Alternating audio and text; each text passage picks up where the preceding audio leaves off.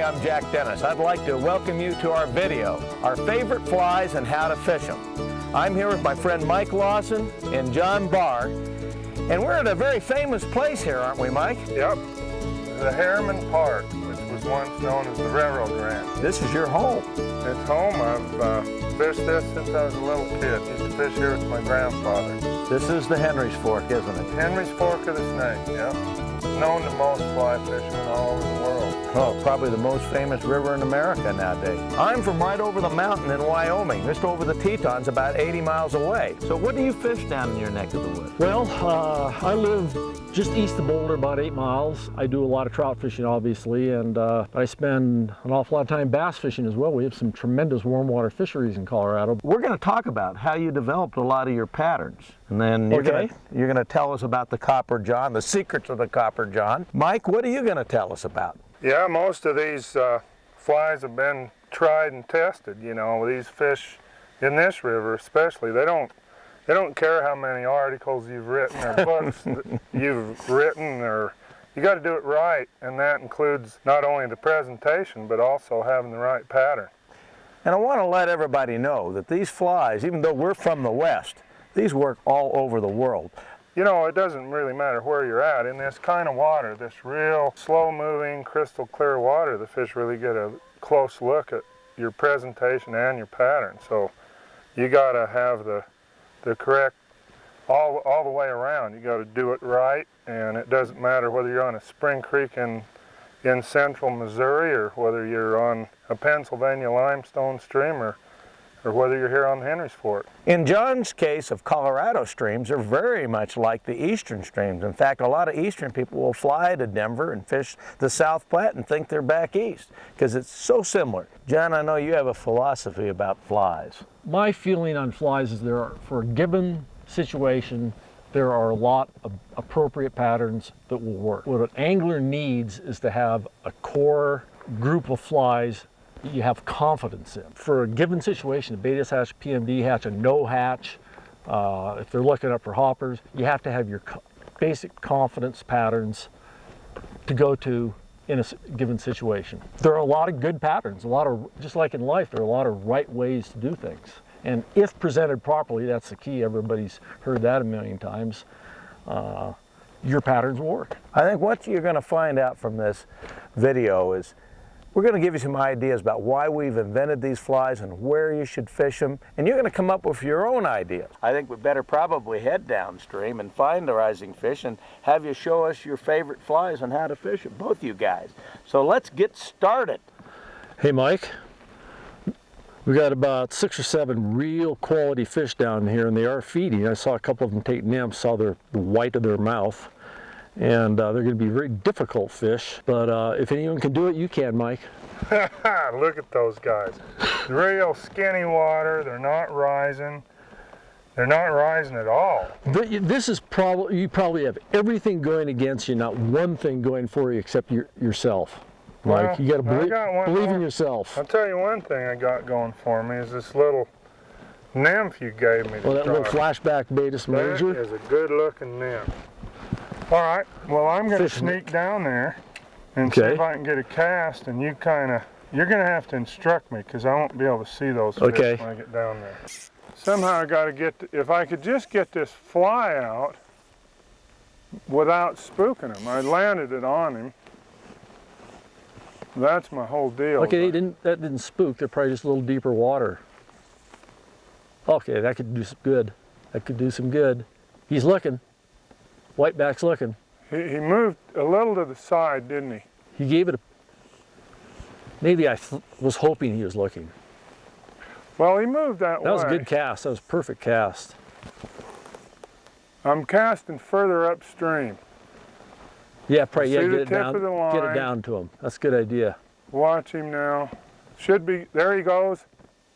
He moved over like he took. Oh! Oh! You picked it up. He was just going over for it. It was about a foot ahead of him. I saw that. The emerger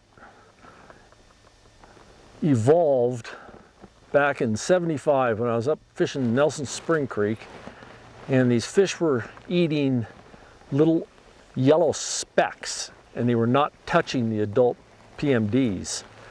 and I didn't know what was going on. So I put a nymph on, caught this big old male, had a big old mouth, big old tongue, and he had a bunch of these nymphal shucks hung up on the back of his tongue with just the PMD partially emerged out of the shuck. And so I went back to my motel room that night and tied up the emerger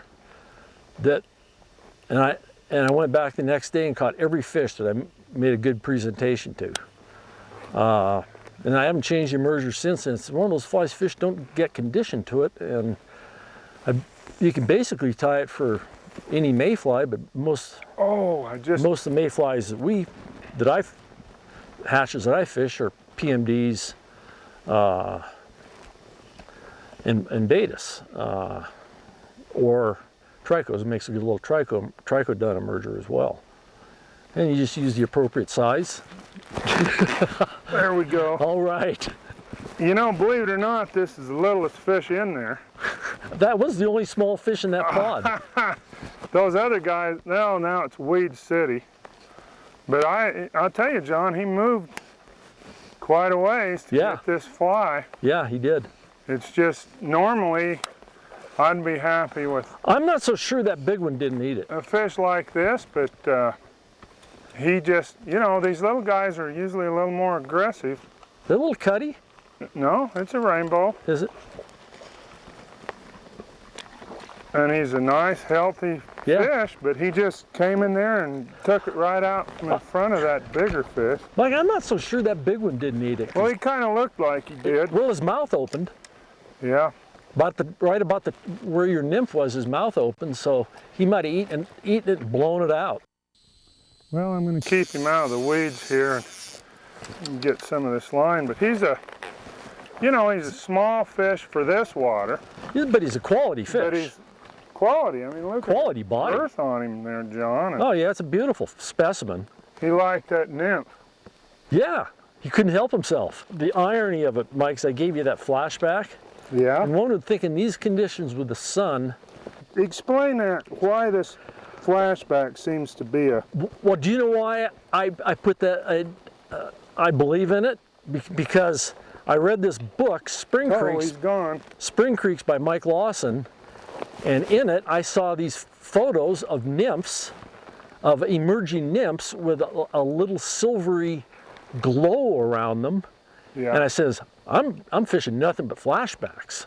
Well, that's what I wondered, is if you've observed nymphs actually emerging, it's incredible how much brightness. That was well done, Mike. And I'll tell you, those big fish are still out there feeding.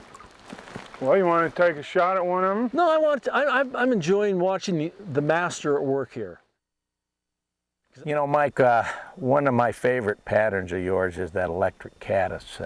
I know this is not really the prime caddis time on the ranch here, but we had a time earlier this summer where we were doing a little sight fishing, and that caddis was unbelievable.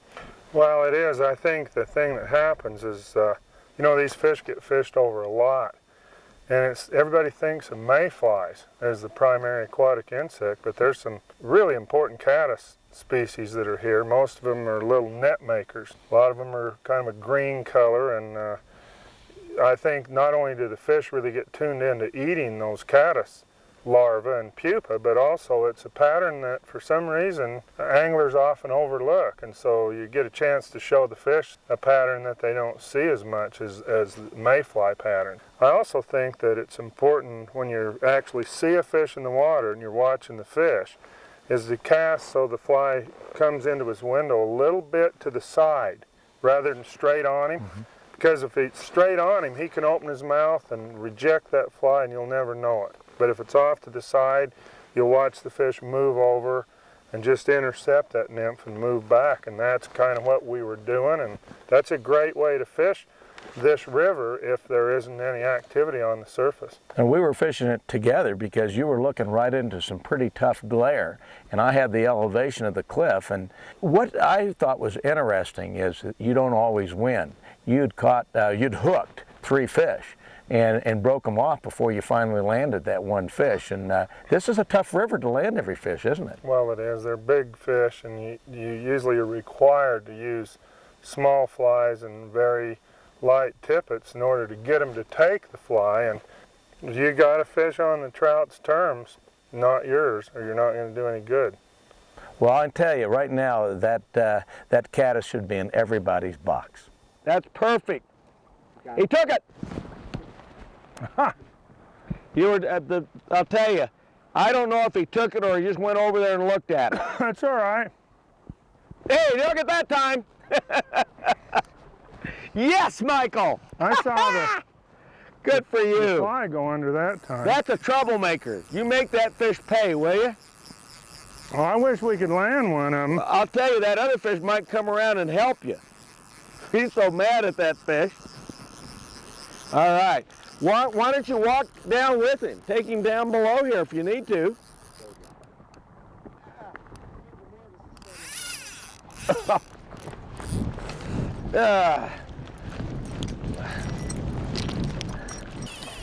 I'm coming. I'm coming for moral support. Well, that's a strong fish, Jack. I know. Oh, Well, is there a point to walking down? well, he's not walkable yet. Okay. He's not going down, he's going up.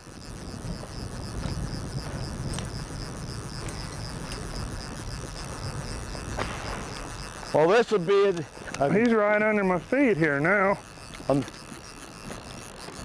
You want me to sneak down below him Yeah. without spooking him? Nice place right here, Mike. Yeah, that's what I was looking at, but if we can get him settled down again. I got to get way below him. I keep spooking him. He's gonna Okay. get in those rocks now. I think it's gonna be better if you can Yep. just kind of hold up, because all he's doing is running. I know it. from I you. just kept trying to get ahead of him. Because with this 6X, this is gonna be tough. If he'll go upstream, Mike, maybe he can get down below now. All right, get in front of that Yep. log thing.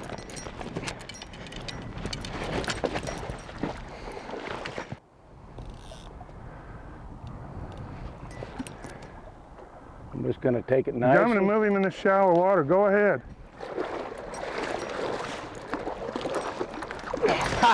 Finally get one in the net. Oh man, these are wild fish. Yeah, they're beautiful fish, aren't they? This is a troublemaker. We've definitely taken him See, out. that's a nice rainbow. Beautiful. We're good. They're about as pretty a rainbow as there are in existence. Yeah, let's see.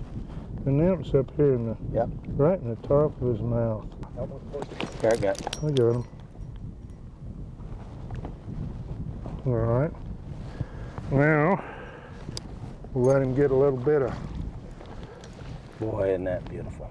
Oh, it is beautiful. You know, that's what you always think about when these big wild fish. You don't catch many of them. See, Nope. he's getting ready to go. Hang on, buddy. I want you to hold a little longer. I want to get him. This water's not the coldest. Oh, look at those spots. Yeah. Aren't those beautiful? And see, every fin's perfect. Oh, I know. None of these bent fins. There he goes, right? He's going to go hide under you, Jack. Yeah, no, he's headed to the main river. There you go.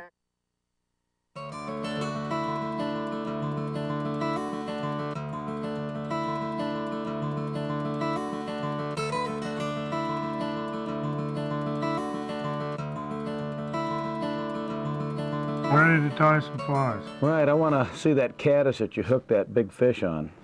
That's the one we lost. It Yeah. got out in the weeds. Right. Big old fish. Of course, it was always the biggest fish that I gets think away. it was. But we're going to use a curved caddis hook. I don't know whether Yeah, I can see that. how that shows up. Yep, that looks good. And I've got a little dark bead. Sometimes I don't like those gold beads. I think they kind of spook the fish. These fly tying beads have they're tapered. Right. And you want to put the small hole in here, and that'll butt right up against the eye of the hook. And What do you call this fly that this we're is tying? called an electric caddis. That's because it's a shockingly good Yeah, nymph. I'll show you why. We're going to put some of this pearlescent tinsel on it, and that's going to liven it up, Good. so the fish will notice it. It looks, when you put some of this shiny stuff on, I think it kind of gives the effect of air bubbles. Mm-hmm. And nymphs do have a lot of shine to them a lot of times. We'll use some olive thread because we're going to stay with olive. You don't have to tie this thing in olive. I know it's an 8/0 thread. 8/0 thread, and I do a couple of colors of this. I do one of them in a green caddis, and the other one I like has kind of got a cream body. And this is going to be the green one. That's the one we were using today. We're going to put some of this on here that we're going to pull over the back. Notice that this is in different sizes. This is a large. And Now, are you going to put any lead on that? no, we don't need any lead. If we had lead, we'd end up with too much weight. Then I'm just going to tie this on. And this is what we're going to pull over the back. And I want to wind that down into the middle of this bend. And then what we're going to put is some of this wire. Now the one we had today had gold wire, but I just think this is the neatest stuff. Great stuff. You get this wire in all colors, and that's almost a ultra fluorescent wire. Yeah, look at that. And that's going to really add some more of this color. ultra wire. So we'll put that on, and then we got to be careful that we don't dub the body too thick. We're going to use an Antron blend dubbing, but I want it to be pretty skinny on that. So I'm going to put a little bit of wax on this thread. This is wax thread, but this will kind of make it a little easier to dub it. And then I'm going to just take a little bit of this stuff and kind of split it up in my hand. You can see the shine in this stuff with that Antron. You know, our old buddy Gary LaFontaine, nobody ever heard of Antron before he brought it forth, and it's one of the great fly tying materials that I've ever seen. Now I'm just going to start this, and then I'll just hold on to the dubbing and just let it feed itself out. That's a great technique. And it just, see how it just wraps itself on there? And yet we can keep it kind of slender. We're going to make the head a little darker. So we've got all we need on the body, and so now we can just pull pretty much the rest of this out and just wrap it up to finish the head off. We're still going to add a little more on the head. The next thing we're going to do is pull this pearl tinsel over the Antron body. So you got to keep that right on top. You can make a little scud like this too, and it works pretty good. And then we're just going to wrap all that down with our wire. So we'll just start here and just make a segmented look. You got to be kind of careful that this pearlescent tinsel doesn't slide over on the sides. So see, I'm kind of being careful to keep it up on the top. Now we've got this little shiny thing, and now you can kind of see where the term electric caddis comes from. So then we want to finish this off with a little darker head, and we'll put a little bit of legs on it. So what I'm going to do here is take some of this partridge feather. You use a lot of partridge in your feathers. I love partridge. I think it's the greatest stuff. One reason I love it is because I love to hunt partridge. I know. I was going to say, it's a good excuse for you to go hunting. It sure is. They're fun little birds to hunt. So what we're going to do is just going to take some of this partridge, and I don't use much of it, so I'm just going to take about 6 or 8 strands of it, tie it on here, and just kind of let it roll over. So it kind of comes out on the, kind of over on the side of the fly, on this side. And then we'll put another little batch of it on the other side, just a few fibers. Kind of give a little bit of movement to the fly.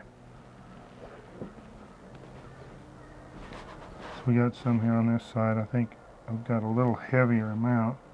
So we'll tie this right on this side.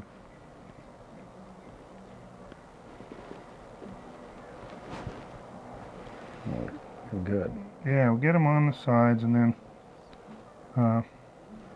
it's about right. Just kind of give some little legs on there. And then we're going to take some of this stuff. And you know what this stuff is because you use this too. It's called Arizona Peacock Dummy. Yep, Peacock Dummy, Arizona Crystal Rabbit. And boy, does that stuff look buggy. Okay, now we're going to take some of this. And this stuff's a little harder to dub because it's really coarse.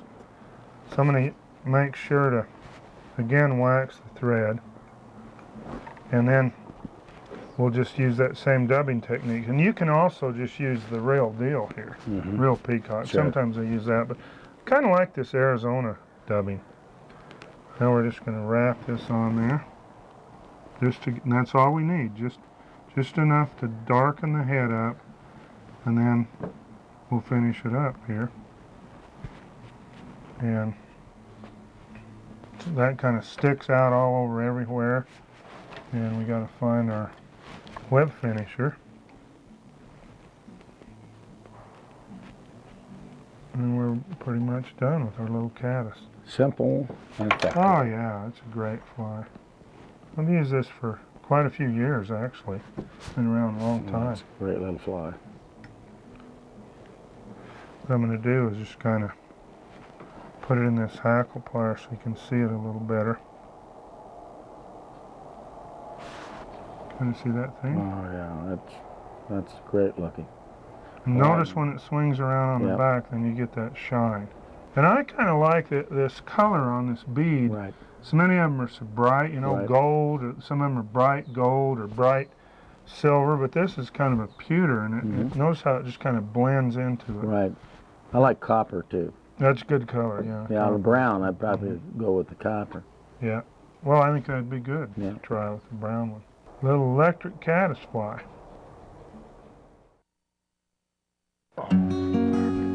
Those might be trout. Because they do look. Look at the size. Oh, there's a big trout. There's trout down below them. Yeah, I see. But I think that main pod were whitefish. Well, Mike, this looks like really good brown drake water. I think a brown drake nymph, your brown drake nymph could do some damage in here. There's a little pot of fish down there. They look pretty happy. Yeah, they're gonna. One thing with the brown drake, see them kind of swinging the nymph a little bit. They really have a lot of movement to them. They do. When they get ready to, kind of ready to emerge, they really emerge at night. But you know, we'll give them a shot here. Sure. So I just want to make a couple of casts. Sure. One thing that I have learned over time too is the brown drake is a mayfly that the nymphs burrow in silt, and they love this kind of water. Okay, this is perfect habitat for them. And the whitefish tune into them pretty good too. So generally you have some whitefish around where you're going to have brown drake nymphs. Yeah, look. There's a drop off here. What I'm thinking of doing is maybe just put a little bit of split shot. Like a little number 7? But real small shot, just to get down. I'm not sure I'm getting down far enough. Okay. I only use forceps to take flies out of fish's mouth. Or your own body. My ear, yeah. Okay. So I got a little shot on here, and I've got it about maybe a foot above the nymph. Now, I really don't like to weight these brown drake nymphs. I like to have them unweighted because I'm often fishing them in water with no current. Uh-oh, I'm short. But that fish... But not for the one down below here, not. Oh, he's coming over. Coming? Coming. I thought he might have had it, so I... He tracked it. Yeah. All right. Well, let's try it again. That's money. Come on. Well, I'm not. Oh, yeah. Look at this. You can see what this is. We have issues here with species. Okay, we got a big old Rocky Mountain whitefish. It's a Rocky Mountain bonefish. And you know, when you fish nymphs, especially brown drake nymphs, you are going to catch some whitefish. Yeah, you're going to catch big whitefish. But this is a big boy. Yeah, it is. And you know, maybe some people don't like them, but these guys have saved a lot of days for me. They're game fish. People who don't like them don't know what they're talking about. They're good eating. They don't fight as hard as trout. You notice he's not jumping or anything. I don't know if you knew it, I'm sure you do, but this particular fish, if you have water quality problems, this is the first fish to go. They've got to have clean I did not know that. They do. That's, so now I'm even more impressed with the whitefish than I've ever been. That kind of gives you an idea. They're like the canary in the mine, you know. That's great information, Mike. Give you an indication That's great information. Of what the river's like, what the water's like. So let's see if we can get this big boy in here. And he's a good one. It's a nice fish, Mike. Now that's a good whitefish right there. Let me give you a hand, Mike. That's too much fish for one guy. Way too much fish for one guy, Mike. That boy's got some heft to him, doesn't he? Oh, that's a world record. World record, class tippet. Yeah. Class tippet world record, easily. Well, I'll tell you what, anybody that's come to the Henry's Fork and fished the brown drake hatch, I guarantee you they've caught a bunch of these guys. And one thing about them too is that's a pretty fish. When the beautiful fish. Adults come out, they'll take dry flies pretty good too, but they tend to take nymphs more. They love dry flies too. Okay, big white fish, go back and join your buddies. You know, even though I enjoyed catching this, I'd like to go look for some trout somewhere. So. We love whitefish though, don't we, Mike? Yeah, hey, I'm not going to complain. Better than no fish. We're out here on the Henry's Fork, but you know, the brown drake is probably most prevalent in the Midwest. You know, the big hexagenias that come out on rivers like the Ausable in Michigan. Sure. You also get brown drakes. Okay. And it's great when you can catch fish on the big duns. Sure. But in fact, I've got a dun here to show you. And it's one of my favorite flies when they're coming out. Just to show you on the size of them, I got a few of my flies here, but here's a big dun right here. Notice the wing on that thing. Yeah, it's kind of a green color. It looks almost like a green drake, only the wing's lighter. Sure. But the nymph is long and skinny, and they live in the mud, but they can really swim. And because they move, and see I've got some gills on the side, the fish really get after them because they see them moving. Sure. And so I bet you get some pretty aggressive takes. Yeah, you do. When and you're fishing the fish, and what'll happen is the fish will get so selective that they won't take the adults. And so that's when I'll put So a that's nymph what I on ran into that night. And I kind of like to do like I did with this whitefish. I like to cast up ahead of where I think the fish are, let it kind of dead drift, and then twitch it a little and let it swing, and it looks like it's coming up to the surface.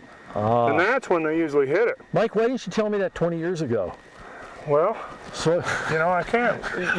You kind of, you're a work in progress, John. And we just kind of have to give you a step at a time. I'll never forgive you for not giving me that information before that evening I went out. Just think what you're going to know 20 years from now when you're here. That's a good point. Yeah. All right, bud, let's go try to find a trout. Okay, let's go to the Box Canyon. Catch some of those big tanks up there, Mike. The Box Canyon is going to be, you're going to feel right at home, right? That heavy water with those tungsten bead heads of yours. Man, I can't wait. Well, John, looks like you got the right nymph here. What we've got here is just a natural golden stone, then the golden stone with a tungsten bead with no flash for clear water situations. And then the other version is the flashback for off-colored, when your water is off-colored. But then, you know, it never hurts to try the flashback in clear water. In this case, just a bit off-color. Yeah, it's always like that here. And just see, you know, if you might get a little more action on it. So it's just worth a try. The only way to try it is to fish it. Well, let's get after it.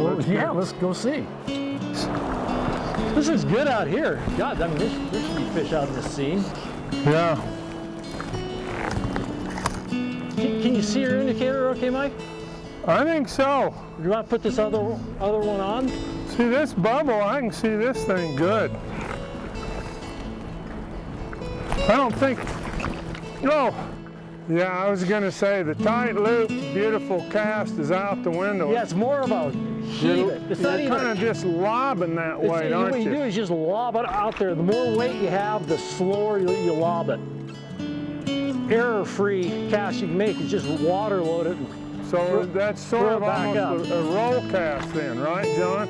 That had the look. Almost instantly went down. But that's like a roll cast sort of, right? I mean, yeah, like, it's just about, when you roll cast, you use the water to it's kind of a semi-roll cast. Yeah, you're getting the line tight see, and then just flipping it up. Much easier to not get tangles that way. Yeah. And I think what we're running into here, because it's such good looking water, is the three got, there we go. Say, there we are. Now, John, a lot of times you can get an awful good fish in here. This is good fish. There's some big fish in this river. I got a big profile on this bad boy. Good. I'm going to be interested to see what fly that fish took, so make sure to land him for me, okay? And after that statement, for sure I'll lose him. Now I'll just throw this in as far as fighting fish. You see guys with a rod up here. Yeah.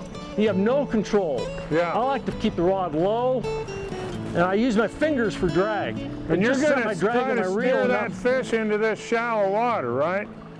Yeah, so I can snub down and use, that's where my drag is. Right. This is a heavyweight. But you're doing a good job. I saw him roll up there. He's got a lot of girth to him. A lot of girth. He's using that current. See, I'm pinching down. He's rolling his side up to get that current. Yeah, it's a good stout fish. PMD emerger. You know, Mike, when there's PMDs or yellow sallies, the biggest lock there is on earth is a red 16 copper and a 16 flashback emerger. Prove that on rivers everywhere I've fished.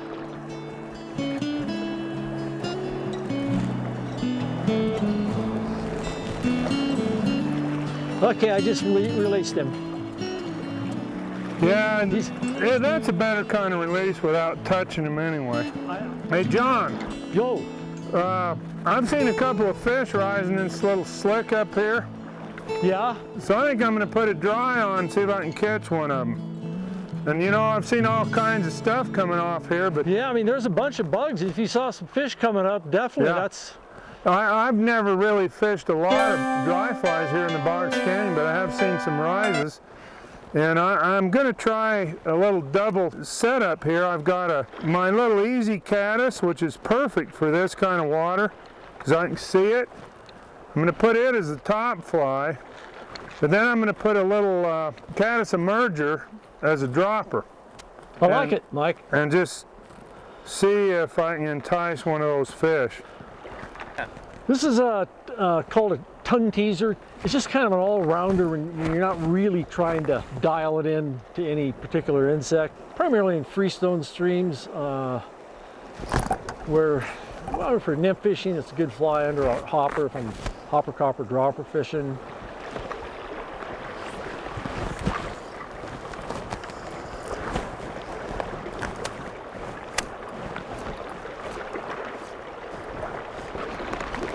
Oh, nice fish.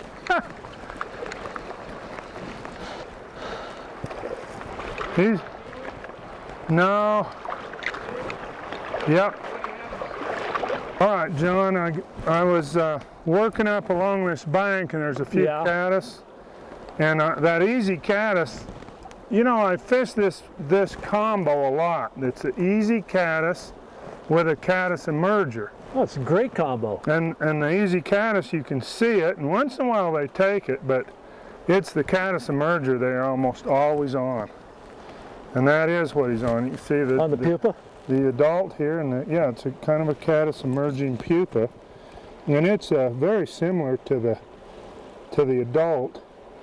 It's tied out of the same materials, it's just tied in pupa style. That's a really good looking combo, Mike. So obviously works. Get him in here. He's he's sort of a teenage fish, right? I mean, he's not a juvenile. Maybe no, he's middleweight. He's maybe 2-year-old fish, maybe 3. Beautiful Box Canyon rainbow here. So let's see, maybe he's come off. by gosh, he has. Didn't even have to take the fly out. So now this guy's pretty tired fighting in this heavy water, so we'll just kind of hold him a minute here. He's ready to go though. I imagine these fish in here are pretty tough. They're tough fish. They fight this heavy current, and so there he is. He's ready out of here. go. There he goes. Just let him kind of make his little move and cruise on out of here. No problem there. I've still seen a fish or two rising, but I'm going to stick a stonefly nymph on and then use one of John's little nymphs as a dropper. John, I got to catch one in here on one of your nymphs. Man, you can see that indicator, can't you? Well, it's hard to see with that light, isn't it?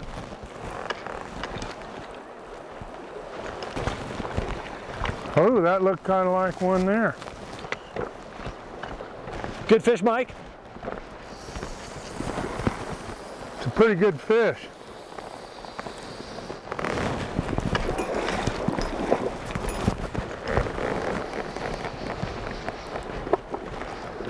Yeah, he's good. And see, right now I don't know which nymph he's on because one of those nymphs is on 5X. Rubber leg Copper John. That's a beautiful specimen. This is what you come to the Box Canyon for. Hey, that's a good fish, John. That's a beautiful Probably 18 inches or so.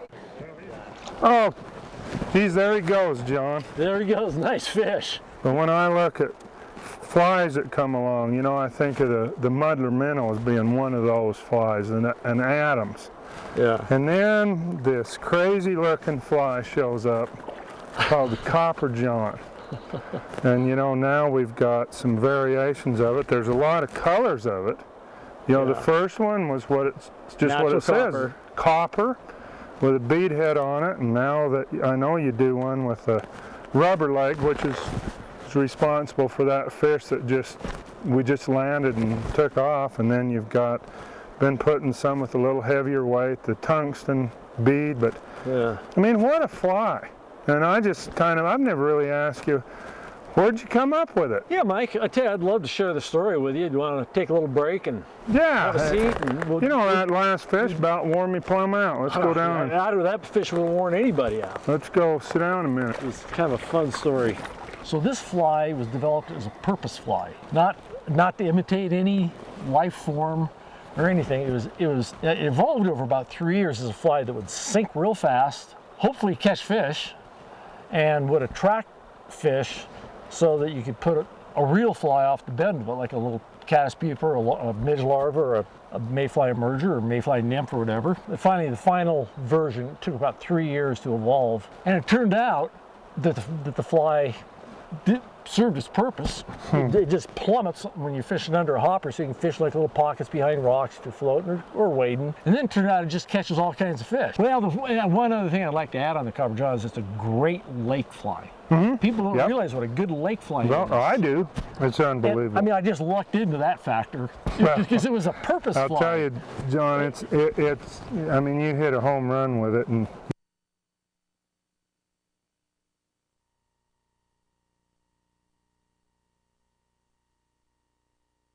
Well, you've had a chance to see some of the flies work out on the stream, and some of you fly tyers out there are probably wondering, how does this man tie a Copper John? Well, you know, I was twisting his arm to try to get him to tie us a Copper John. He says, I'll do you one better. You're going to tie us the new and improved? Yeah, Jack, I tell you, we've, for quite a few years now, we've been fishing the original, just tied on a straight hook. And boy, look at all the different colors. You know, from chartreuse to red, natural copper to green. Boy, look at that! Aren't those wonderful? Blue. Yeah, and they all different have their sizes. Place. Yeah, we tie these from 22s through 12s. The mini Copper Johns are in my fly box. Lots of them. Okay. Never leave home without them, Jack. Never leave home without them. That's for sure. But anyway, we decided to kind of add a few new twists. Been working on some things. We ended up with tying the Copper John 2 on a curved hook We're using a tungsten bead as well as the lead, so it's another plummeter. Yes. It sinks real fast, but we're using 2 tones instead of 1 tone of copper. So we're using two strands of copper when we tie the body. So it just gives it a little different look, and it's been no rubber legs? and rubber legs. Oh, Yeah. oh yeah. my God!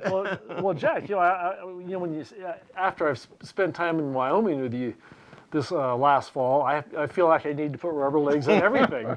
Look, but let me tell you, they won't let you in the state without rubber legs. I know. So I says, before I go fishing in Wyoming again, I better have something with rubber legs on it. But anyway, so should we get started? I think we should get started. What do you think? Sounds good to me. Well, first of all, I'm going to ask you sizes. Okay, this rubber leg tungsten bead curved hook copper john is actually on 18s through 6s. Oh, okay. The big sizes are called jumbo johns. Jumbo johns, okay. I'll buy that. Okay, and then the smaller version, they're on 10s through 18s. But it's on this really neat hook, this Tiemco 2499 SP, which is a 2 extra short, 3 extra wide. So you have tremendous hooking power, and it's got a great little point, a little owner point on it. So really it's the stickiest little hook I've ever fished. I mean, a fish looks at it and they're hooked. So it's on a really great hook. So we got our tungsten bead on there, and now just the tungsten bead to help make it sink. Yeah, we want that baby to sink down there. Oh, 15 thousandths lead wire. Yeah, I use anywhere from 010 up to 030, depending on the size of the fly. This fly app calls for about 015. And we're going to add a little bit of lead here, even though it may seem like a little overkill, Jack. We want a fly that's going to really plummet and get down into the muddy water real quick. Right. Notice that you're getting it right into the bead. Yeah, and then after I wrap the lead on, I'm jamming it up inside the bead. Perfect. Looks great. So we got our lead on there. And then the next critical part of tying this fly is to use ultra thread. Ultra thread, that's what you're UTC. Too UTC many thread. numbers here. Yeah, I mean, I'm trying to too many numbers, too many letters. Keep track of everything here. But anyway, yeah, the UTC ultra thread, and it comes in a 70 denier, which I'm using on this size fly. It comes in 140 and 280 for the bigger flies, and it's just great for building up a real fast underbody, which on the copper johns you want to do to get a nice taper. And any of these materials they can, of course, get from Cabela's. Absolutely. Okay, next, goose biots. Next. I knew that. Black goose biots. Perfect. And we're going to tie one end on each side. They kind of curve off to the side, don't they? Yeah, they kind of curve out. Tie them in so they curve out. A little slack on that. This probably the trickiest part of this fly is actually tying the tail in. And it's, and the length on them can be, and you want to just kind of even them up. Yep. And the length can vary. There isn't any etched in stone length on the thing. You can make them longer or shorter if you want. Then I just wrap the thread up over the butts of the biot, and that kind of helps build up that taper, that little taper right off the bat. And we're gonna cut those bad boys out, and then the next thing we're gonna do is tie in ultra wire. 2 strands of ultra wire. Yep. And I want to show everybody all the different colors. Oh yeah. Come on, you got to show this here. Look at this. Put it up against John's shirt there. Isn't that something? These aren't even all the colors. These are just the ones I use the most. They've got about twice as many colors. Different sizes. And those are 3 different sizes: small, brassy, and small, medium, and large. This is medium, brassy, and small, which I use most of the time. But they also make a large and an extra small. Ooh, and so it's the greatest stuff going. It's the best wire ever because it doesn't tarnish. All copper wire up until ultra wire always tarnished. So you tied something with a copper body, it always ended up tarnishing. I'm going to use that looks great. 2 strands of wire. Yep. So we're going to have a two-tone effect. In this case, we've got black and olive. And we're just going to tie those in together. Like an olive, good bluing olive color. Yeah, and actually makes a great green drake nymph. We won't tell Lawson that, will we? No, No, don't okay. tell Mike. And so you're going to wrap right down to where your buyouts are tied in. Right? And then you're going to wrap back up, and this thread lays in so nice and flat, you can kind of work your way around and get you a nice taper going. And have a real nice flat base to wrap your wire over. Now you just bring it down underneath. Yeah, and just hold them together, kind of pinch them together. The first wrap's always the tough one, then once you get them going, it just falls in real nice. Very nice. And you can just use a variety of combinations. And you want to leave yourself a little room for the thorax and the legs and the wing case. Notice you're using some serious scissors there. Yeah, it's little side cutters. Next step is we're gonna tie in our wing case. And the first step in that is use a little piece of silver holographic flashaboo. Let's see, silver holographic. Look at this. Woo! Yeah, I mean, that's Enough to make you go blind, isn't it? So as you can see, one strand gives off lots. It's almost like a prismatic effect. It's just, I love this stuff. We're gonna Wrap a little back into the wire, so it's right? right on top. Yeah, wrap back into the wire. I mean, I usually wrap my wire a little long, and then just so that way it's never too short, Right. if you know what I mean. Yep. Okay, next step is Thin skin. another fantastic material from Wapsi. I use it for all my wing cases. It's tough. It comes in all kinds of great colors. Here's a little piece I cut. Ooh, I like the looks of that. Yeah, this is hot stuff. And we're going to tie this in right on top. And then a little bit over the wire there. Yep, I see that. So we've got, and what we're going to do is bring this back over when we finish the fly. Yep. Looking good. And on the original Copper Johns, we used peacock, but on this one, we decided to use a peacock dubbing, just because it's easier to lay those rubber legs in there. There we go. Okay. So we're just going to put a little Peacock dubbing on here. And Okay, next step, we're going to put the legs in it. We're just going to put a little small rubber leg on each side. what kind of rubber legs are those? Just a small round rubber Yeah, leg? small round rubber leg. Okay. And you can get those in all different sizes. Oh yeah, they come from micro to Oh, yeah. regular. You don't have to worry about rubber legs anymore. There's plenty of them out there. Okay, but one on one side, Yeah, one and on the other. just kind of Matamex style. Matamex style. Yeah, so they're just kind of sticking out. Yep. Okay, then before I pull that wing case over, going to add just a little bit more dubbing.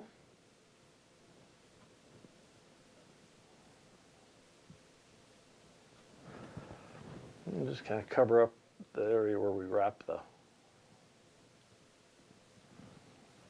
That's good. Or we wrap the legs in Where there. we wrap the legs in, yeah. And we're just gonna Wrap up to the eye. wrap up to the behind the bead, and we'll pull the thin skin over everything. Tie it up. I use one wrap to kind of secure it. Oh, that's looking Center real your holographic good. silver Look how that flashaboo. shines. Huh? Look how that shines. Isn't it? Oh, That's it's very amazing. impressive. It's amazing the reflective ability of. Okay, we're coming down on the So end of this, aren't we? our fly's done. Oh my gosh. I'll just do my stupid whip finish here. And I usually just do two turns over the thread because I'm going to epoxy this whole thing. Whip finish. But anyway, that baby's done except for putting some epoxy now over the wing case. Aha. So that's the final step. And these legs, there's no, again, hard, fast rule. But, just so they kind of look good to you. You can have them real long, Okay, real short. that's good. That looks pretty good. and I use a toothpick to mix it, and a toothpick.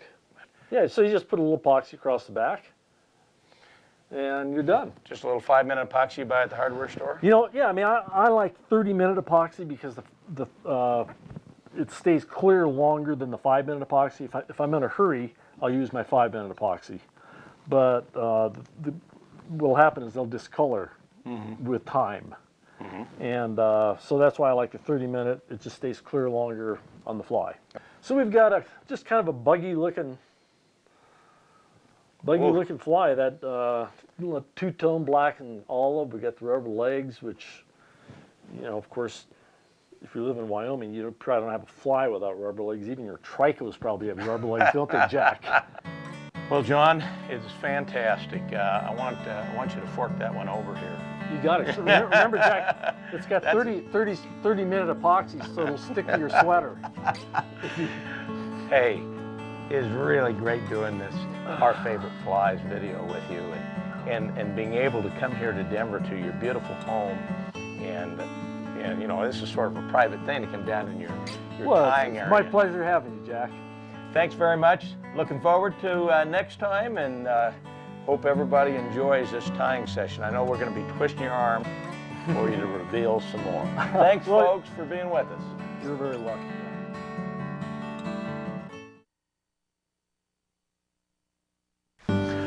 Well, Mike, we're on the lower Henry's Fork, a place that you and I have done a lot of fishing together. Yeah.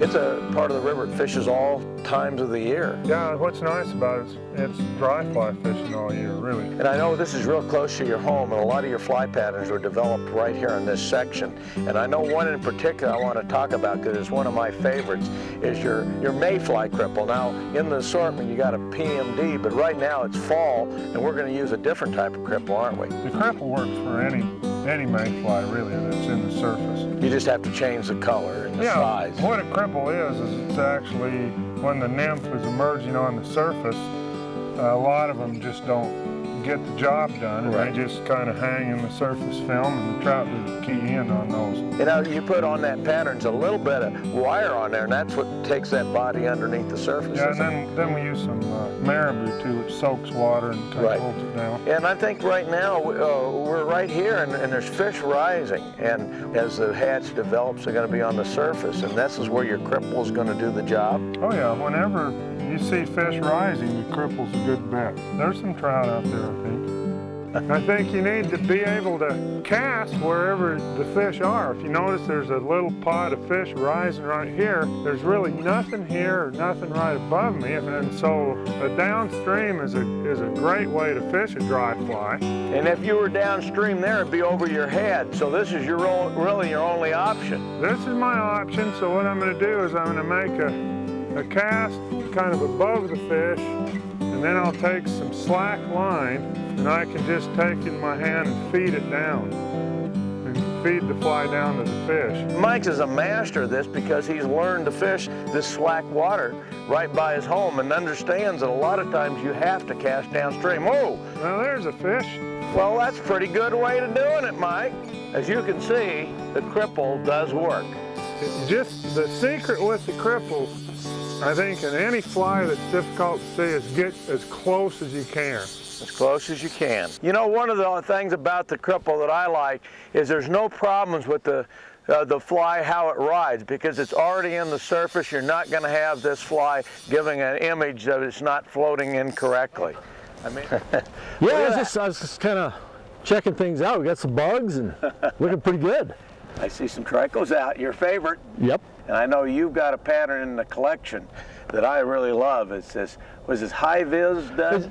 Visidun. Visidun. It's got a, let me show them to you? Yeah, I want to see them. Okay. Come on here. Here's my Visidun box. We've got the olive-bodied ones for the Batis, and actually the Tricos Duns actually have olive bodies. Yeah. And here's the Tricos. Yep. And generally when I'm fishing, especially when the light's tough, I'm either fishing two Duns tied together, 8 inches apart or so. But generally I'll fish the Dun with the emerger. The flashback emerger is my favorite. Right. Dropped off the bend. That way you're covering fish that are eating emergers and covering fish that are eating duns. And with this high vis dun, you can see it. You can pick it up real well. It's got a real nice high profile. It's got a compare dun style poly wing. If obviously you can see the fish take the dun, but if those wings go, Yep.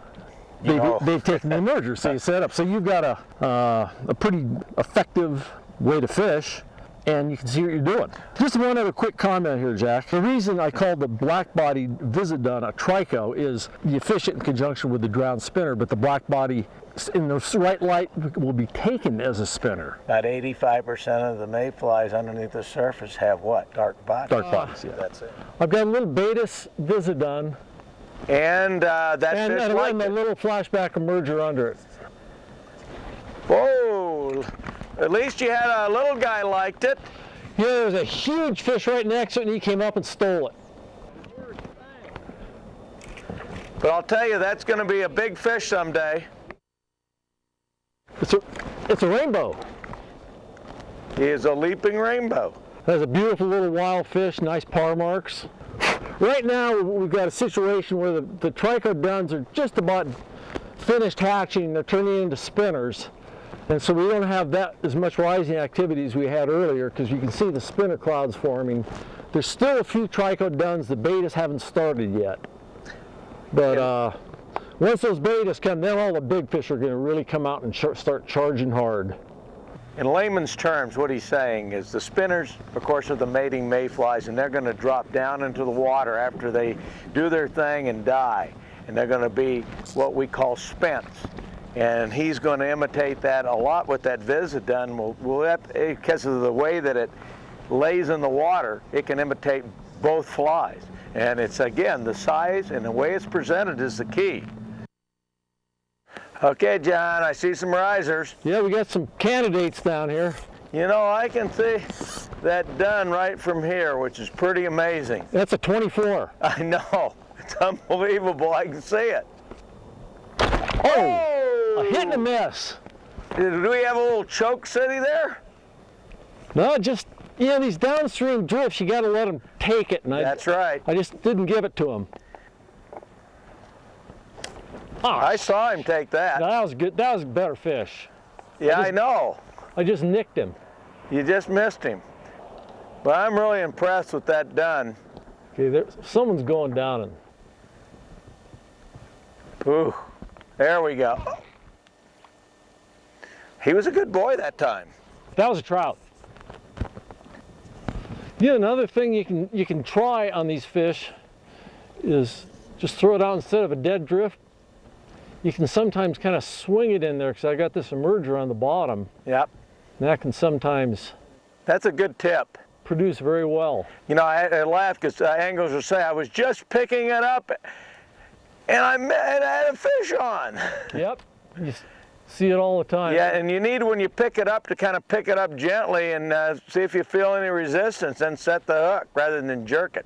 You know, Jack, and just the time it took me to retie, we lost our bugs and we lost our fish.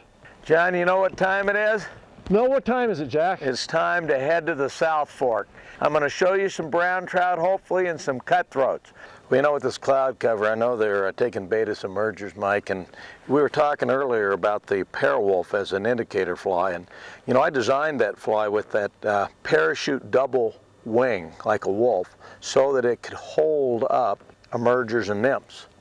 And the design makes it that you don't have to keep putting on floating, even if you catch a fish on it. Now on here you probably don't catch as many fish because it's a bigger fly. You really can't tie it much more than an 18 because of that wing system. But we use it to, you know, for a variety of different insects over on the snake and all the places. But you said you like it as an indicator fly here. One thing I like about it, it's like a parachute, and parachutes have a single post wing usually. With the divided wing, it doesn't tip over. Sometimes these single post wings just kind of lay over on their side when you're using them as an indicator. And the wings are always upright on that. That's why I like it. And the idea that it's just an indicator isn't always true. And the fish will take that. I mean, it's a good fly. It really is. Well, one of the things too, in fast water, parachutes don't float as well. And again, this will float a little bit better. And I just think it's been the ideal fly for me. And you know, I'm going to try, just before we head out to the South Fork, I've got one of John Barr's emergers here, and I'm going to see if I can get one fish for the road. And you know, I've noticed there's a single trout over there in that bay. And it reminds me of a time when we came on the ranch many years ago, and you tried every imaginable fly to match what was hatching on the fish, and finally you turned around and said, I'm going to get that fish, but I ain't going to tell you how I get him. And you caught that fish, and I said, what did you catch it on? You wouldn't tell me. And then until later, you said, well, I caught it on a beetle. Well, I've said many times, if I only had one dry fly to take anywhere in the world, it would be a beetle. And I think it's just because the fish are used to seeing them kind of on a year-round basis. We don't notice them when we look at a river because they're hard to see.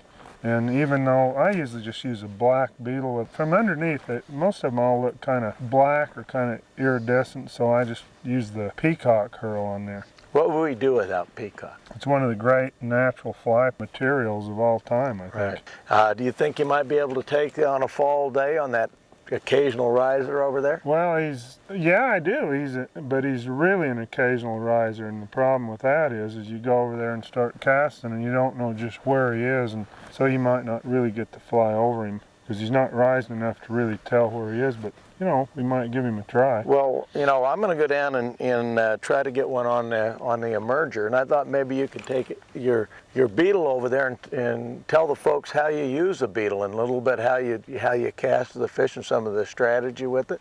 Would that be okay? Sure. Maybe might get lucky. Let's do it. What happens? All right. Well, I'm going to go just below you. Right down there. There's some fish down in here too. Yeah. So let's do it.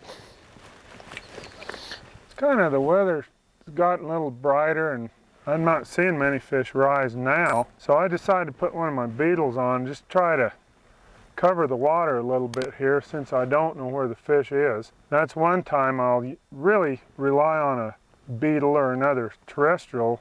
I also like to use beetles when there are a lot of fish rising and they're very selective or kind of persnickety, trying to match the hatch perfectly, but with a beetle, you're showing them something different, and you're actually doing better than matching the hatch. So I'm just going to work down this bank, and if I don't see any more action, it's likely the fish have kind of just moved out. And there's one. Saw a big back come out down here. I did too. I saw it from here. But I only saw it once.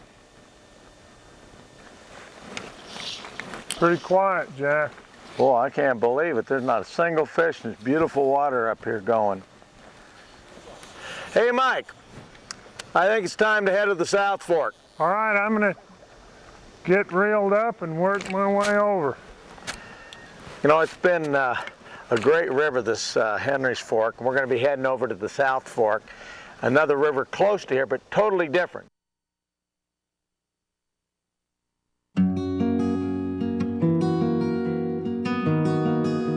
Well, John, how come you have the hopper and the dropper? What's the advantage of using a hopper rather than just an indicator? In my case, when I'm fishing an indicator, I tend to just start going into a zone and forgetting I'm even fishing half the time. Yeah. When I'm fishing the hopper, it's like I'm blind fishing a dry fly. You've got the hopper up there, which you will catch fish on, and acts as a good indicator. And then the next fly down is always a copper, because it sinks real fast and catches fish. That first brown I caught was on the red copper. Yeah. And then below that, I have a nymph representing the major insect activity that has been going on here, which is Baetis. I get the little flashback Baetis emerger. A lot of times the fish will sort of get the attention and he'll see the hopper. Oh yeah. Rather than just an indicator that's there. It's actually looks like some food and kind of gets the fish's interest off the bottom because I think he was looking first at that hopper. Then they see these other nymphs. Yeah. And it's really a very effective, fun way to fish. They're two big fish. I'd like to see what they do if you throw that way up here. Let me tell you where. Okay, you're still behind them about 5 feet or so. I mean, you've got to get this cast up, and they're holding real deep. Okay. So if we're going to get that hopper to move anything, no looky, 2 fish down. Did I just blow them? No, they're nice fish. Now that's probably good. That's over to the side more. Let's see if anything moves that way. You're in a pool about, oh, there's a fish. Did you see him? That has a possibility. That's it. You got him. Yeah. Oh, pretty fish. Nice cut. Nice fish. Nice cutthroat. Real nice. Just had to add that one more fly on the bottom. Get down to him. To get some depth. Put another copper on. You guys are up there spotting the fish, and Mike told me where to cast, and the old hopper just twitched, and I set, and there's Mr. Cut. Taking a float trip on the South Fork without getting in the boat's the best kind of float trip. That's a real typical South Fork cutthroat. Just a minute, let me climb down there. Yeah, nice fish. Nice cut. Pretty It's really fish. nice to watch that whole... That was pretty funny. A lot of help on that. Spotters. Dark color. See the cut on him, and look at that yellow belly. And fish is probably... That's a pretty fish. 14, 15 inch fish. See you, Mr. Cutthroat. There it goes.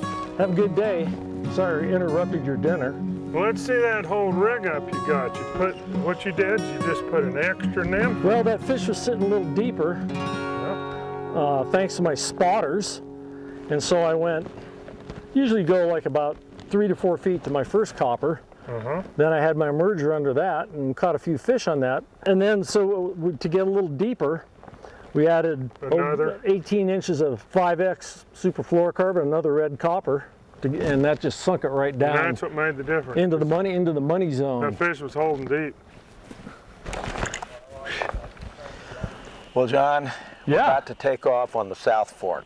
A lot of fly patterns have been developed on both the Snake and on this river. The first fly that we're going to show you here on the South Fork, John and mine, is a fly called an Amy's ant. Amy's ant, nice. It's not really an ant, as is the Chernobyl ant. Is it spelled A-N-T or A-U-N-T? A-N-T, but it's... Amy is my daughter, and her idea of using this crystal flash, which we're going to have several patterns that I'm going to show you in the next few days. They're going to incorporate a crystal flash type material, thing we call rainbow thread. And it imitates the fall stonefly. And we get this fall stonefly. It's a big golden stone, and it comes around about the end of August to about the first part of October. We're kind of pushing it. And they are the staple of our fishing in the fall with big flies. Nice. And the key is how you fish it, movement. Okay. Movement is important. Okay. And we're going to talk about that.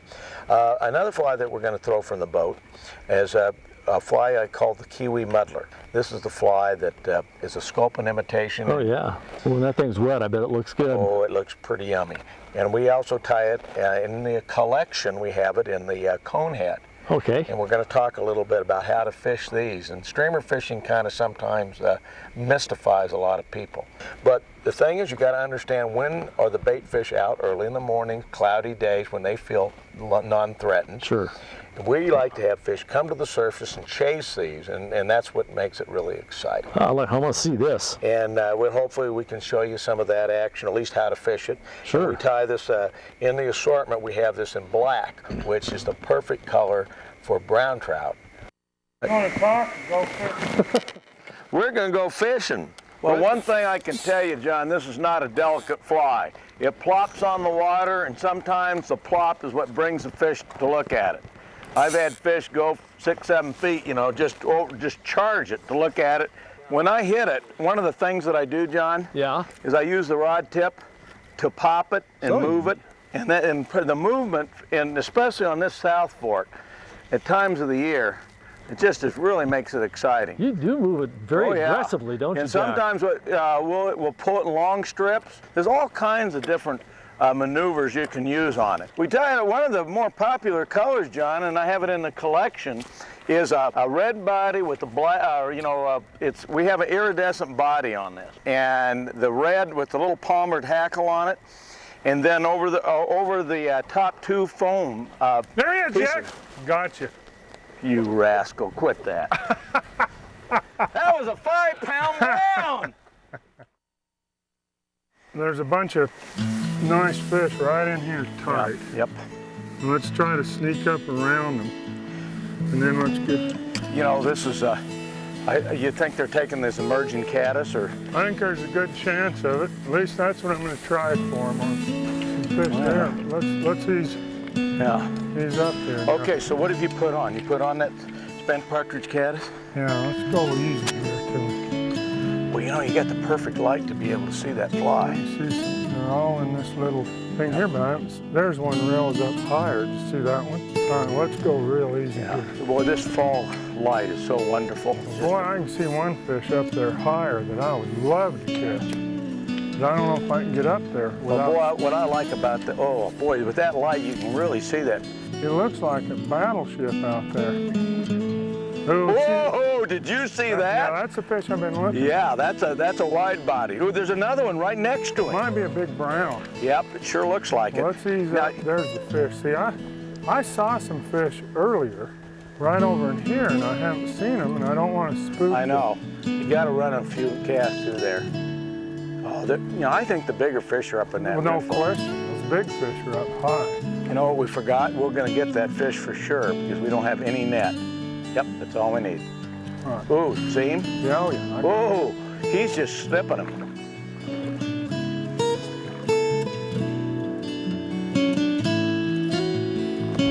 Oh, very good. That was done, and he took the spent partridge. Yep, nice cut. He's definitely on the spent partridge cut. See, I used 2 flies. I know. Because I had a little trouble seeing that spent partridge. Boy, didn't he just rise up there and just sip that down? Man, that was so subtle. Oh, he's a pretty one. 17, 18 inches. Oh, yeah. I mean, this is what you come to the South Fork for, is a native fish never planted. All right. Yep, I got him. Whoop, he says maybe, Mr. Dennis. Hey, look at that, Michael. That's a beauty. Isn't that a dandy? Yeah, it sure is. Now, you dead drifted that down. You don't add any action to this, is it? Oh, no action. Right. There he is. He's got that spent partridge right there in his mouth. Yeah. All right, isn't that? Oh, look at the golden Beautiful color. fish. I mean, they're just so fun to catch. Okay, here we go. It's Snake River Cutthroat. Goodbye. You know what I use over here a lot, and it probably still works, is a little yellow Sally. A little small, sits a little lower than the surface film, and that's one reason I put the yellow Sally as one of the flies in the selection. Some of them have a little red on their butt, and actually I tie them this way, and sometimes I'll just use a little marker, put a little red, but I've found the red doesn't mean a lot, but the advantage of it is that little elk hair wing makes it ride really low. Right. And because of that profile, it's really different than a caddis pattern. Let's see if he likes the... All right, let me measure for length. Good tip. Measure for length so you don't have to do a lot of false casting. That was a nice fish right there. Let's see if that fish... Ooh. There he is. Very well done, Michael. Yeah, he was right in there. And that was the same one fish, wasn't it? Well, that's the fish we saw right under that log. Here he comes down past us. Yep. Yep, look at him. See, I've got 2 flies. An indicator fly is a little no hackle, but he's on the bottom fly again. That's the fly we changed. Yep. So we got our yellow Sally on there. We'll just kind of work him right up here. You're the gilly, buddy. Yeah, I am. I'm 1 for 1. Yeah? Well, he doesn't like you now. Boy, they're looking good this year. A little extra water this year sure helped. Well, I think they're, all right.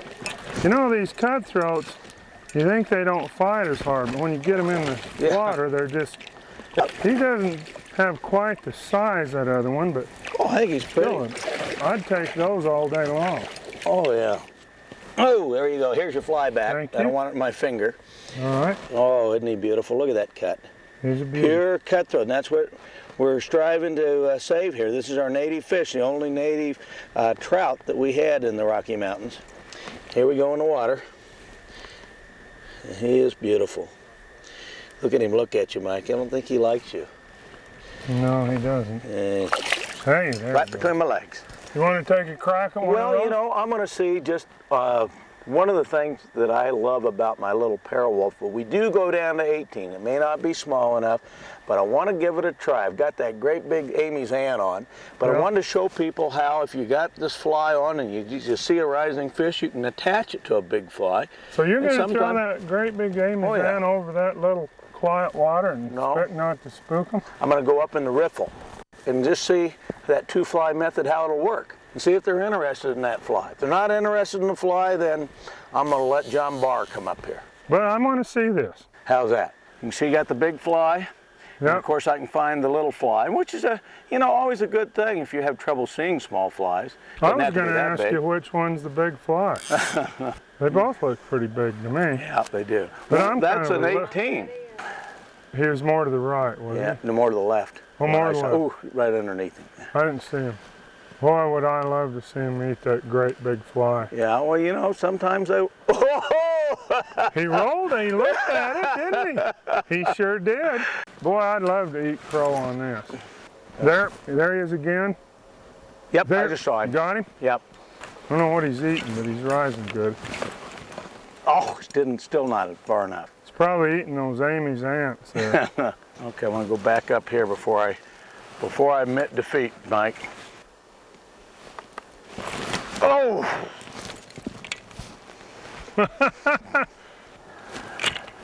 I was a little too quick, I think. Well, I had my chance, Mike. I can't argue with the chance. See that one right there? Oh, yeah. Oh! Now, did he take it or refuse it?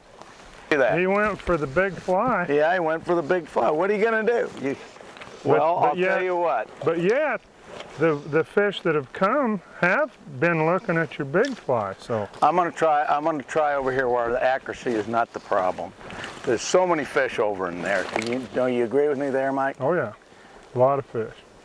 Now it's just Now, he did take it. He took the big fly. what can I say? Have you ever heard of the 3-strike rule? I'm out.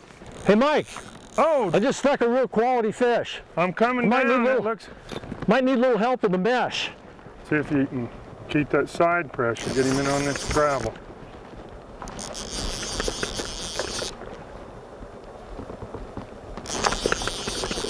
Oh, I see him. These quality fish. Maybe a 20-inch fish. A quality fish, Mike. Man, look at that guy. I want to get outside the current. Okay. All right, I'm getting in. I'm easing in. He doesn't like seeing this net, does he? Okay, now we can get him because he's getting up and getting beat. You know what? Let me get below him a little bit, John. All right, get him herded in there.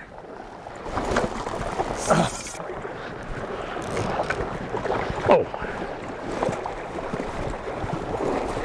Oh, good job, Mike. Now, there he is. This is a beautiful hybrid. Oh, that's a beautiful specimen, isn't it? Rainbow cut hybrid. Beautiful fish. Mike, guess what I got him on? It looked like a little dry fly to me. Well, you're closing in on it, and more specifically, it was just one of those little Baetis Visiduns. You want to have the, the duns and the emergers. He's mostly cutthroat, but I Yeah. think he's got a little rainbow in Look it. at those colors. Just a real What a beauty. pretty crisp fins. John, you've done a great job getting some real high quality, neat No fish. problem there. Nice job. He's out of here. See that fly? You got it. Oh, that's a good looking pattern. Got our little Visidun there. Let's go get in the boat and see if we can find old Jack and maybe try a streamer. Mike, there's another pot of fish. Now, what do you have on now? I've got a Henry's Fork hopper, but Well, there's still a lot of small hoppers on the banks. yeah, I was kind of setting it up in case we started bank fishing. You invented that fly really as a Spring Creek hopper pattern, didn't you? Well, I did. I think it's especially good when you tie it in small sizes. This is nice water to fish a hopper along here. Fishing hoppers late in the season, most of them don't last and hibernate. You know, some do, but most of the lifespan of a grasshopper is going to be during the summer. And so by this time of year, they're just kind of on their way out. So instead of flying out over the water, they end up crashing into the water a lot more often. So I think fish see hoppers quite a bit. We learned a lot about there Caddis. was one. I turned away and I had one come up. Oh, he's not very big. Hey, but he took it. It's a little tiny hopper and a little tiny fish, I guess. Well, here, look at this guy. This is a fish. Now there he is. He's a brown. But he ate that Henry's Fork hopper. Look at those rubber legs sticking out of his mouth. Now, when did you add the rubber legs on that hopper? Well, I did it kind of when rubber became fashionable. Rubber and foam became fashionable. In fact, the foam body is a real good addition to the Henry's Fork hopper. You know, is this where you kind of want to be? Bigger, yeah, right there. Hey. Man, you know what? We're going to call you the educator. You're educating all these small fish in the river. Well, they're little, but they're mauling my Henry's Fork hopper pretty good. But you know the good thing about that, Mike? Hey, they're getting bigger, Jack. Yeah, they're getting bigger. I think this one's a whole inch bigger than that other one. I'm kind of like what Lee Wolf said to me. He said, you know, whatever fish you're catching at the time and it's good, it's the greatest fish on earth at that time. Now this is some good looking streamer water right here, you know. I hate to say it, when I see rocks like that, I say trash the dry flies and put on the streamer. We've had some good streamer days in our life when we both fished streamers in some pretty cold, snowy weather. We want to give them a broadside look at the fly.